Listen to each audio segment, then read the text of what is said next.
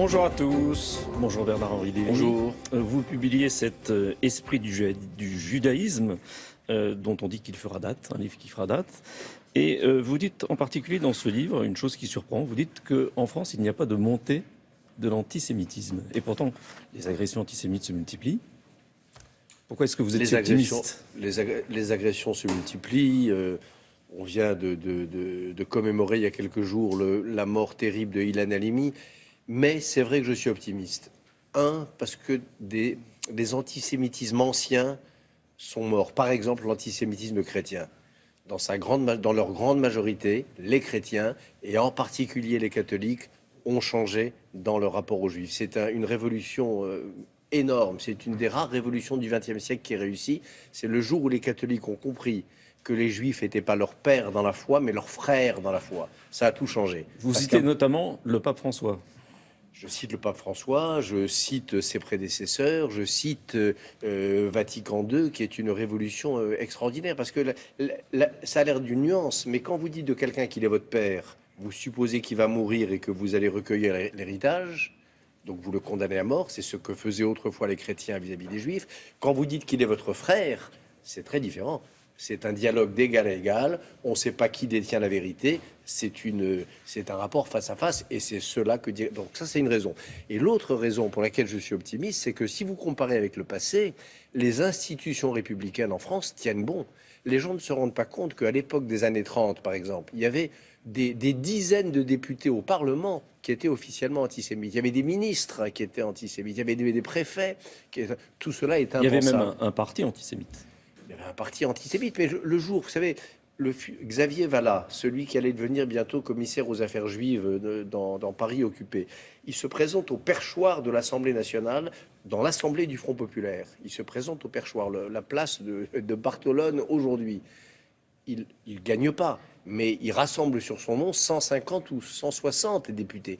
Donc la France a totalement changé. C'est pourquoi, en effet, je dis qu'il ne faut pas baisser les armes, qu'il faut être fort, qu'il faut faire face avec détermination, mais il y a beaucoup de raisons d'être optimiste et que la canaille antisémite, autre raison, les antisémites autrefois c'était qui ? C'était Céline, c'était Barès, il y avait des grandes voix de l'antisémitisme. Honnêtement, aujourd'hui, je ne vais même pas les citer. Qui sont les Barès ou les Céline d'aujourd'hui ? Il n'y a pas photo. Voilà. La France, elle vit aussi au rythme de la montée de l'islamisme radical. Est-ce que cet islamisme radical n'est pas porteur, lui, d'antisémitisme ? Bien sûr que oui, c'est une de ses composantes. On se rappelle l'hypercachère. On se rappelle l'hypercachère, mais au-delà, moi, cet islamisme radical, je le vois monter et je le dénonce depuis sur le terrain. Et dans ce livre, depuis très très longtemps. Donc l'antisémitisme est une de ses dimensions fondamentales. Mais il y a aussi l'antichristianisme. Al-Qaïda déclarait la croisade contre les juifs et les croisés. Et il y a d'ailleurs, là encore d'ailleurs, face à l'islamisme radical, une communauté de destin. C'est ce que je plaide dans ce livre. J'appelle dans ce livre à une grande alliance entre les chrétiens et les juifs, et les musulmans modérés, et ceux qui, à l'intérieur de l'islam, ne veulent pas entendre parler de cette horreur qu'est le radicalisme. Il y a une grande alliance qui est en train de se constituer. Comment est-ce que vous expliquez que de jeunes Français s'engagent comme ça dans le djihad ? Alors, ce que je déteste, il y a deux choses que je déteste. Ça, c'est une des choses aussi sur laquelle j'insiste. Le côté, ils s'engagent dans le djihad parce qu'ils sont pauvres, parce qu'ils viennent de quartiers difficiles et parce que papa, maman s'est mal occupé d'eux. Ça, c'est dégueulasse. C'est une insulte d'ailleurs à tous les pauvres, à tous les enfants des quartiers difficiles qui ne tombent pas dans le djihad. Mais l'autre discours que je déteste, c'est le discours romantique qui dit ils vont chercher l'aventure, ils vont chercher un idéal, ils sont à la recherche d'un idéal que les démocraties repues ne sont plus capables de leur apporter. C'est ce que dit par exemple Michel Onfray. Ça, c'est un discours stupide aussi et extrêmement dangereux, parce que l'idéal, c'est pas ça. Donc moi, mon explication dans mon livre, c'est un mot que connaissent bien les philosophes et que je ne vais pas détailler ce matin, mais c'est le nihilisme. Ce que j'explique, c'est que ce sont des amoureux de la mort. Ça existe.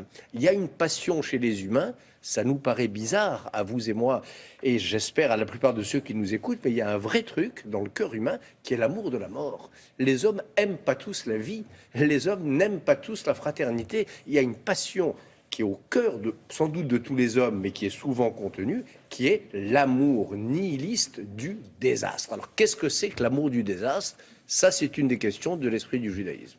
Il y a une quarantaine d'années, vous publiez un autre livre qui s'appelait la barbarie à visage humain. Est-ce que la barbarie à visage humain, aujourd'hui, c'est l'islamisme radical? Oui, quand on voit ces visages à la télévision, c'est évidemment l'image qui s'impose. Ce sont des barbares de la pire espèce, et puis ils ont ce visage, en effet. Ils ne ressemblent pas à des monstres. On a pu les côtoyer, leurs voisins ont pu les côtoyer dans certains quartiers de Bruxelles sans deviner qu'ils avaient affaire à des landrues du crime politique, à des monstres du lit. Donc bien sûr que c'est ce qui est le plus vertigineux dans le mal. Et ce livre, c'est aussi une méditation sur le mal, c'est que le mal, ça se voit pas toujours. Le mal, il n'a pas toujours de stigmate, il ne s'affiche pas. Il y a quelque chose de dissimulé, de secret et donc de vertigineux dans cette forme de mal radical que l'islamisme djihadiste aujourd'hui incarne, hélas. Le combat, il doit se mener en Syrie aujourd'hui? Le combat, il doit se mener en Syrie et en Irak. Et il y a des hommes...